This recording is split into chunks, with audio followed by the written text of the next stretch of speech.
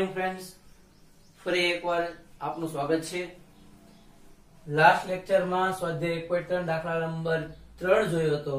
બરાબર, એમાં જે લાસ્ટ પેર પાસે સૂચકાંક કઈ રીતે મેળવવાનો, બરાબર, એની આપણે ગણતરી કરી ગયા. હવે નેક્સ્ટ લેક્ચરમાં પણ આ પહેલા તમને એક વાત જણાવી દઉં કે જો તમારી પાસે ટેક્સ્ટ બુક નથી, બરાબર, તો તમે જીએસસીબી જે આપણે ગુજરાત બોર્ડ છે કે વેબસાઇટ પરથી ડાઉનલોડ કરી શકો છો, એમાં અવેલેબલ છે. ચલો, નીચેની માહિતીને આધારે 2014 ને આધાર વર્ષ તરીકે લઈ વર્ષ 2015 માટે લાસ્પેયર, પાસે અને ફિશરનું સૂચકાંક ગણો. તો જે દાખલા નંબર 3 માં હતું એ જ પ્રમાણે લાસ્પેયર એટલે થશે IL, પાસે માટે IP, ફિશર માટે IF. આ ત્રણની જ ગણતરી આપણે કરવાની છે. ચલો, તો 3 માટે શું જોઈએ છે આપણને ખ્યાલ છે. 3 માટે શેની જરૂર છે એ આપણને ખ્યાલ છે. એ પહેલા રકમ પર આવીએ. વસ્તુ આપેલ છે ABCD, એકમ કિલોગ્રામ છે. આગળના દાખલામાં પણ કિલોગ્રામ હતું, પણ ત્યાં 20 કિલોગ્રામ નહીં, ખાલી કિલોગ્રામ હતું. અહીંયા 20 કિલોગ્રામ છે. એટલે તમને જે એક આપ્યો છે, જે આ ભાવ છે તમારી પાસે, એકમ 20 કિલોગ્રામ છે. આ ભાવ 2014 અને 2015 નો, તો 2014 નો જે આ ભાવ છે 80 રૂપિયા એકમનો છે. 20 કિલોનો વસ્તુ એ નો 2014 નો ભાવ 20 કિલોનો કેટલો? 80 રૂપિયા. આપણે 1 કિલોનો કરવાનો. જે સ્ટેપ મૂકતા એ પ્રમાણે 20 કિલો એ 80, તો 1 કિલો એ કેટલા? એટલે 80 ગુણ્યા 1 છેદમાં 20. ટૂંકમાં આ રીતે થશે 20 કિલો એ 80 રૂપિયા, તો 1 કિલો એ કેટલા? 80 into 1 છેદમાં 20. 0 0 જાય, 2 ચોક 8, એટલે 1 કિલો નો જવાબ કેટલો આવશે? 4. સેમ 2015 માં 20 કિલો નો ભાવ કેટલો? 120. તો અહીં લખવાનું 20 કિલો એ 120, તો 1 કિલો એ કેટલા? એટલે 120 ગુણ્યા 1 છેદમાં 20. 0 0 જશે, 2 6 12, એટલે 6. અને આ ફેરફાર આપણે અહીંયા ગણતરી ન કરો તો ચાલે, બરાબર. ડાયરેક્ટ દર્શાવીએ તો 80 છેદમાં 20, 0 0 જાય, અહીંયા લેવાના થશે 4. 120 છેદમાં 20, 0 0 જાય, એટલે 6 12, અહીંયા આવશે 6. એટલે જો હવે તમે આ 4 ને ધ્યાનમાં લ્યો, આ 6 ને ધ્યાનમાં લો, તો શું થશે કે આ 20 કિલોની બદલે હવે તમારે શું થઈ જશે? 1 કિલોગ્રામ. 1 કિલોગ્રામ નો ભાવ 4 રૂપિયા, 1 કિલોગ્રામ નો ભાવ 6 રૂપિયા 15 માં. અને અહીંયા એકમ કિલોગ્રામ, કિલોગ્રામ. એટલે ધ્યાનમાં લેવાનું એકમ કિલોગ્રામમાં છે, તો તમારો જથ્થો પણ કિલોગ્રામમાં હોવો જોઈએ. અહીંયા જથ્થો વપરાશ આપેલું છે, બરાબર. એ શેમાં હોવું જોઈએ? કિલોગ્રામમાં. બીજું કે એકમ જે છે એ એક એકમમાં છૂટકમાં હોવો જોઈએ. 1 કિલોગ્રામ નો આ ભાવ. ચલો નેક્સ્ટ જોઈએ. એકમ કિલોગ્રામ, એટલે આ કિલોગ્રામ ખાલી હોય એટલે 1 કિલો જશે. તો આ 1 કિલો નો ભાવ 20 રૂપિયા, 1 કિલો નો ભાવ 24 રૂપિયા. પછી અહીંયા કિલોગ્રામ અને અહીંયા એકમ, એકમ પર સરખાવો છે, તો એકમમાં શું આપેલું છે? ગ્રામ. તો આ ગ્રામ એને કિલોગ્રામમાં ફેરવવું પડશે. ગ્રામને શેમાં ફેરવવું પડશે? કિલોગ્રામમાં. ચલો, એકમ પ્રમાણે જોઈએ તો આપણને ખ્યાલ છે કે 1 કિલોગ્રામ બરાબર 1000 ગ્રામ. 1 કિલોગ્રામ બરાબર 1000 ગ્રામ. ચલો, અહીંયા અમુક એકમો લખીએ, તમારે કામ આવશે, બરાબર. 1 કિલોગ્રામ બરાબર 1000 ગ્રામ. પછી 1 ક્વિન્ટલ બરાબર 100 કિલોગ્રામ. 1 ડઝન બરાબર 12 નંગ. બરાબર. મોસ્ટ ઓફ યુઝ થતા એકમો આ 3 છે. આ સિવાય બીજા જો કોઈ આવતા હશે તો આપણે તે સમયે લખતા રહીશું. ચલો, હવે એ ધ્યાનમાં લઈએ તો શું છે? કિલોગ્રામ અને અહીંયા ગ્રામ છે. તમારી પાસે 2400 ગ્રામ છે. કેટલા ગ્રામ છે? 2400 ગ્રામ. તો તમારે અહીંયા એકમ થશે કે 1 કિલોગ્રામ બરાબર 1000 ગ્રામ. 1 કિલોગ્રામ બરાબર 1000 ગ્રામ. તો 1 કિલોગ્રામ 1000 ગ્રામ, તો 2400 ગ્રામ કેટલા કિલોગ્રામ. ટૂંકમાં એમ કરો કે 1000 ગ્રામ 1 કિલોગ્રામ, તો 2400 ગ્રામે કેટલા, બરાબર. તો જ્યાં સાથે બે સંખ્યા છે ગુણાકાર, 2400 ગુણ્યા 1 છેદમાં 1000. ટૂંકમાં અહીંયા 1 કિલોગ્રામ છે ને 1000 ગ્રામ થઈ જાય, પણ જો તમે 2400 ભાગ્યા 1000 કરો છો, 2400 ને ભાગ્યા 1000, બરાબર. આ 0 0 જશે, આ 0 એટલે અહીંયા આવશે 2.4, પણ એકમ શું થઈ જશે કિલોગ્રામ. 2.4 પણ એકમ શું થશે કિલોગ્રામ. એટલે 2400 ગ્રામ હોય એટલે 2.4 કિલોગ્રામ કહેવાય. સેમ એ જ પ્રમાણે આ 4000 ભાગ્યા 1000 એટલે અહીંયા આવશે 4 કિલોગ્રામ. 4000 ભાગ્યા 1000 એટલે 4, 0 0 જશે એટલે કેટલા વધશે 4 કિલોગ્રામ. હવે જોઈએ કે 1 કિલોગ્રામ, 1 કિલોગ્રામ નો 14 માં ભાવ 20 રૂપિયા, 15 માં ભાવ 24 રૂપિયા. તમારી પાસે જથ્થો પડેલો છે 2.4 કિલો છે 14 માં, અને 15 માં 4 કિલોગ્રામ છે. એકમ સરખા. અહીંયા આપ્યા છે ક્વિન્ટલ, અહીંયા આપેલા છે કિલોગ્રામ. તો ક્વિન્ટલ ને કિલોગ્રામ માં ફેરવવા માટે તો આપણે જે કર્યું છે કે 1 ક્વિન્ટલ બરાબર 100 કિલો. તો અહીંયા કેટલા આપ્યા છે 2000, બરાબર. હવે ભાવ છે 1 ક્વિન્ટલ નો ભાવ કેટલો 2000 રૂપિયા છે, અને આ કિલોગ્રામ છે. તો આપણે અહીંયા જેમ 20 કેજી છે એમ ક્વિન્ટલ હોય તો 1 લખાય, પણ અહીંયા આવું લખી નાખીએ તો 100 કિલોગ્રામ. એટલે જો એકમ કિલોગ્રામ કિલોગ્રામ કિલોગ્રામ, એકમ સરખા થઈ ગયા. હવે જોઈએ ભાવ. 100 કિલોગ્રામ નો ભાવ 2000 ને 2800, તો 100 કિલોગ્રામ નો 2000, 100 કિલોગ્રામ નો ભાવ કેટલો 2000, તો 1 કિલોગ્રામે કેટલા, એટલે શું આવશે 2000 એના ભાગ્યા 100 એટલે અહીંયા આવશે 20. એટલે 2000 ભાગ્યા કરીએ 100 બરાબર આન્સર આવશે 20. નેક્સ્ટ છે 2800 ભાગ્યા 100 એટલે આન્સર આવવાનો છે 28, બરાબર. હવે આ 100 કિલોગ્રામ છે એનું અંતમાં શું થયું 1 કિલોગ્રામ.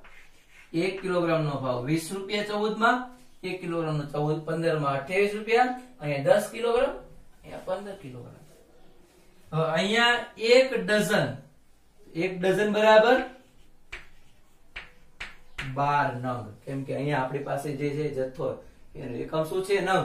જો અહીંયા ડઝન આપ્યું હોત તો કોઈ ફેરફાર કરવાનો આવશે નહીં. જો ડઝન જ આપેલું હોત તો કોઈ ફેરફાર કરવાનો આવશે નહીં.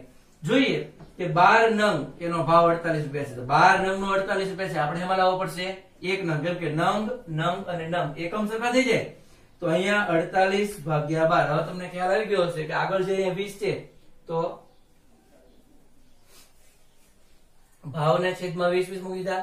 ક્વિન્ટલમાં 100 કિલોગ્રામ હતા તો અહીંયા ભાવના છેદમાં 100 100 મૂકેલા છે, અને અહીંયા 12 નંગ છે તો આ બંનેના છેદમાં 12 નંગ આવશે. એટલે 12 × 48, 12 × 6 72. એટલે અહીંયા 12 નંગ નો અંતમાં થશે 1 નંગ. એટલે 1 નંગ નો ભાવ 4 રૂપિયા, 15 માં 6 રૂપિયા, 30 નંગ અને 35 નંગ. ચાલો, આશા રાખું છું કે ફેરફારમાં ખ્યાલ આવેલો છે. અને જો કોઈ વસ્તુ તમને સમજાણી નથી, બરાબર, તો નીચે કોમેન્ટ બોક્સમાં અથવા બરાબર હું તમને સ્ક્રીનમાં અમુક સમય ડિસ્પ્લે પર મારો કોન્ટેક્ટ નંબર પણ શો થશે, તો તમે મને વોટ્સઅપ પણ કરી શકો છો. બરાબર, તો આમાં ખ્યાલ આવે છે કે જો જથ્થાનો એકમ ચેન્જ હોય, કેમ કે અહીંયા કિલોગ્રામ છે, અહીંયા ગ્રામ અહીંયા પણ થશે. બરાબર, આ રીતે કરો કે જો 1000 ગ્રામ આમ કરી શકાય. 1000 ગ્રામ જેમ આપણે અહીંયા આને ભાગતા હતા એમાં 20 ને 1000 વડે આને 1000, તો 0.020 ને 0.024 થશે. તો પોઈન્ટમાં વધુ સંખ્યા જાય એટલા માટે આપણે ગ્રામ ને ફેરવેલું છે. બરાબર, કે એક આમે આપણે આ રીતે લખેલું છે, બાકી આમ પણ લખાય કે 1000 ગ્રામે 1 કિલોગ્રામ તો 2400 ગ્રામે કેટલા? એટલે આ આવશે પછી સેમ આ જ રીતે 2400 ગુણ્યા 1 છેદમાં 1000. ખ્યાલ આવે છે? સેમ કે 4000 ગ્રામ 1000 ગ્રામ 1 કિલોગ્રામ તો 4000 એ કેટલા? એટલે અહીંયા આવશે 4000 ગુણ્યા 1 ભાગ્યા 1000 કે જવાબ આવશે 4. ચલો આ થયો ખાલી ફેરફારની વાત થઈ છે આપણે, બરાબર. આ તમે WhatsApp માં સોરી YouTube માં વિડિયો પોઝ કરી અને આ લખી નાખજો.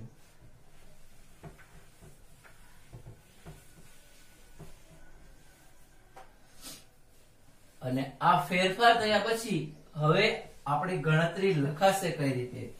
ચલો લખીએ છીએ વસ્તુ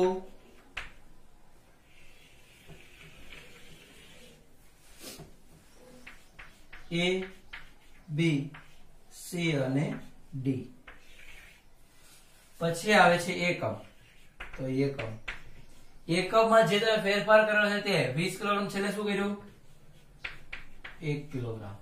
1 કિલોગ્રામ એનો આપણે 1000 ગ્રામમાં નહીં પણ આ એકમનો કિલોગ્રામ કર્યું છે એટલે કિલોગ્રામમાં વસ્તુ છે આપણી એટલે અહીંયા કિલોગ્રામ વાળો એકમ લખીએ છીએ એટલે કાઢીએ છીએ. અહીંયા પણ આવશે 1 કિલોગ્રામ. પછી 1 ક્વિન્ટલનું 100 કિલોગ્રામ કર્યું અને 100 કિલોગ્રામનું આપણે ગ્રામમાં આપણે 1 કિલોગ્રામમાં ફેરવું એટલે અંતે અહીંયા પણ થશે 1 કિલોગ્રામ. 1 ડઝનનું 12 નંગ કર્યું અને 12 નંગનું છેલ્લે કરેલું છે આપણે 1 નંગ. અને તમારે આ ખાસ યાદ રાખવાનું કે છેલ્લે બધા એક જ એકમમાં હોવા જોઈએ, બરાબર છે? ચાલો આ થયો પહેલો. હવે ભાવ. હવે જો અહીંયા આપણને તમને ખ્યાલ હશે ઓલા અહીંયા વર્ષ હતું, અહીંયા જથ્થો ભાવ હતું એટલે આમાં તો બંને રીતે આવી શકે, બરાબર? એ તમારે ધ્યાનમાં રાખવાનું. તો ભાવ આવે એટલે તમને યાદ છે શું આવશે? P. ચલો લખી નાખીએ ભાવમાં બંનેમાં P. હવે આધાર વર્ષ હોય તો 0 અને ચાલુ વર્ષ હોય તો 1. તો 2014 આધાર વર્ષ 0, 15 ચાલુ વર્ષ 1 મૂકી દઈએ. જથ્થા માટે Q, આધાર વર્ષ માટે 0, ચાલુ વર્ષ માટે 1. ચાલો તો હવે એક વસ્તુ લખવાની છે, બધી વસ્તુ ફરીવાર લખવાની જરૂર નથી. સોરી, પહેલા આવશે P0. P0 બરાબર 4, 20, 20, 4. P0 પછી છે P1. P1 માટે 6, 24, 28 અને 6. પછી આવે Q0. Q0 માટે 5, 2.4, 10, 30 અને છેલ્લે છે Q1. તો Q1 માટે લખીએ 7, 4, 15 અને છેલ્લે 35. ચલો હવે તમારી ગણતરી મુજબ છેલ્લા એકમમાં તમને આ અંક મળી ગયેલા છે. હવે આપણે જે જોઈએ તે લાસ્પેયર, પાસે અને ફિશર માટે. ચલો તો એના માટે લખશું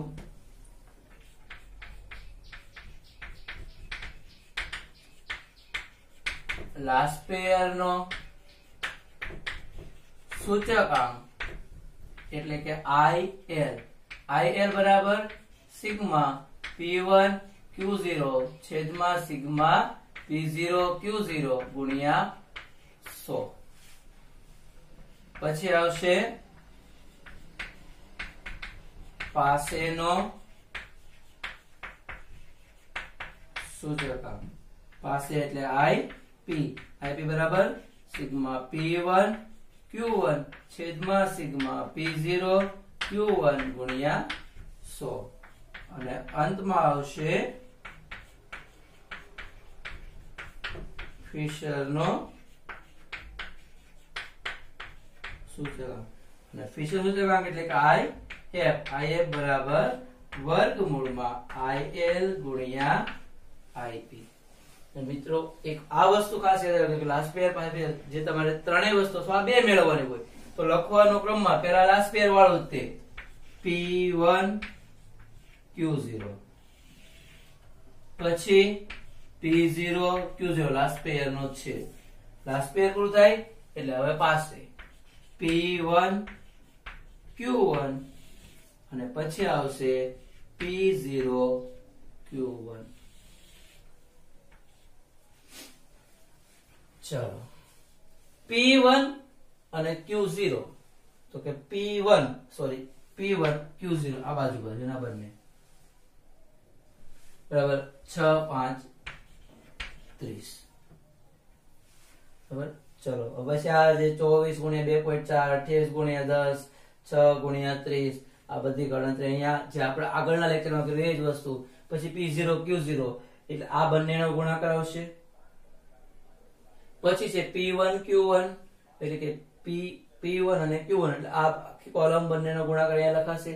અને અંતમાં P0 Q1 એટલે કે P0 અને Q1 આ લાસ્ટ બે કોલમ એટલે એ બંનેનો ગુણાકાર છે એ અહીંયા લખાશે. બરાબર છે. અને પછી આપણે તેનો શું કરવાનો છે? સરવાળો કરવાનો છે.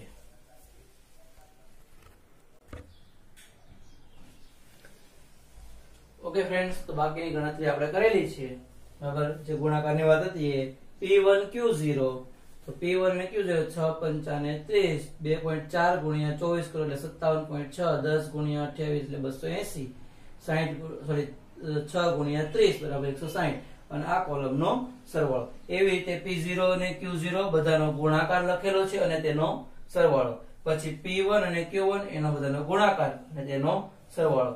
અને પછી છે P0 અને Q1 આ બધાનો ગુણાકાર અને તેનો અહીંયા છેલ્લે લખેલો છે સરવાળો.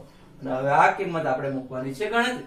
જો લાસ્ટ પેયરના સૂચકાંક માટે IL બરાબર સિગ્મા P1 Q0 છેદમાં સિગ્મા P0 Q0 ગુણ્યા 100. તો P1 Q0 છે 547.6 અને ભાગ્યા આવશે 388. અને આ કોલમમાં જ મેં તમને કીધું કે બને ત્યાં સુધી લખવાનું. એનો રીઝન આ જ હતું કે તો ડાયરેક્ટ તમે આ કિંમત લખી શકો 547.6 ભાગ્યા 388 અને આ પાછળનું સૂત્ર મૂકવાનું ડાયરેક્ટ લખવાનું કે 768 ભાગ્યા 548 ગુણ્યા 100. આ કિંમત મૂકો જવાબ આવશે 141.13 એ જે આપણને IL નો મળે છે લાસ્ટ પેયર નો સૂચકાંક. પાસેના સૂચકાંક માટે આ ભાગાકાર કરી અને પછી ગુણાકાર કરતા જવાબ આવશે 140.15 જવાબ મળે છે IP એટલે કે પાસેનો સૂચકાંક. અને ફિશરનો સૂચકાંક તો IF બરાબર વર્ગમૂળમાં IL ગુણ્યા IP. આ વર્ગમૂળમાં કિંમત મૂકી આ બંનેનો ગુણાકાર વર્ગમૂળ અને છેલ્લે વર્ગમૂળ કાઢતા આપણો આન્સર આવે છે IF બરાબર 140.64. અને આમાં અર્થઘટન કીધું નથી. જો અર્થઘટન કરવું હોય તો આમાં પણ કરી શકાય કે લાસ્ટ પેયરના સૂચકાંકમાં આધાર વર્ષની સરખામણીમાં થતો વધારો 141.13 માઈનસ 100 બરાબર 41.13% નો વધારો. સેમ કે પાસેના સૂચકાંકમાં આધાર વર્ષ 2014 ની સરખામણી થતો વધારો 140.15 માઈનસ 100 એટલે કે 40.15. અને લાસ્ટમાં ફિશરના સૂચકાંકમાં આધાર વર્ષની સરખામણીએ થતો વધારો બરાબર 140.64 માઈનસ 100 બરાબર 40.64% નો વધારો થાય છે. તો વિદ્યાર્થી મિત્રો તમને ખ્યાલ આવ્યો હશે. જોઈએ કે હવે આ રીતના દાખલા છે એ તમે પ્રેક્ટિસ કરી શકો અને છતાં જો તમને આમાં કોઈમાં સમજ પડતી નથી, કોઈ પ્રશ્ન છે તો તમે મને જાણ કરી શકો છો. બરાબર. હવે ટેક્સ્ટ બુકમાં આ જ રીતનો સ્વાધ્યાય 1.4 નો તે દાખલા નંબર 5 1.4 દાખલા નંબર 5 એની ગણતરી કરી શકો. બરાબર છે. હવે એમાં કીધેલું છે કે આદર્શ સૂચકાંક ગણવાના. આપણે થિયરી વખતે વાત થઈ ગઈ કે આદર્શ સૂચકાંક કયો છે તો કે ફિશરનો. તો તમે બે રીતે ગણી શકો કે લાસ્ટ પેયર ગણી પાસેની ગણતરી કરો અને પછી આમાં કિંમત મૂકો, અથવા ડાયરેક્ટ મોટું સૂત્ર. તો મોટા સૂત્રમાં આ જ વસ્તુનો ઉપયોગ છે એટલે ગણતરી તમારે આ બધી જ કરવાની છે. અને એમાં અમુક ફેરફારો છે જેને તમારે ધ્યાનમાં લેવાના છે. બરાબર છે. અને જો તમને કોઈ ખ્યાલ આવતો નથી તો મેં તમને જાણ કરી, તમે વોટ્સઅપ કરીને બરાબર અથવા તો કોમેન્ટ બોક્સમાં લખીને મને જણાવી શકો તો એનો વહેલી તકે હું તમને ઝડપથી આન્સર મળે એવો પ્રયત્ન કરીશ. ઓકે. દાખલા નંબર 3 1.4 દાખલા નંબર 3 સોરી 1.3 નો પાંચમો છે. 1.4 દાખલા નંબર 3 એ તમે ગણી શકો. સ્વાધ્યાય 1.1 અને 1.2 આધારિત સ્વાધ્યાય 1 વિભાગ ડી, સ્વાધ્યાય 1 વિભાગ ડી એના દાખલા નંબર 8, 9, 10 અને 11 બરાબર, જે સ્વાધ્યાય 1.1 અને 1.2 આધારિત છે બરાબર. હવે બસ આટલી પ્રેક્ટિસ કરો, બાકીના હજુ છે તમને આપતો રહીશ. Okay, thank you. અને છતાં તમને કોઈ પ્રશ્ન હોય તો તમને કીધું એમ નીચે નંબર છે, વોટ્સઅપ દ્વારા કોન્ટેક્ટ કરી શકો છો. અને જો તમને યોગ્ય લાગતું હોય તો તમારા મિત્રોને પણ શેર કરો, મોકલો, લાઈક કરો બરાબર. અને જરૂર હોય ત્યાં કોમેન્ટ દ્વારા મને જાણ કરો.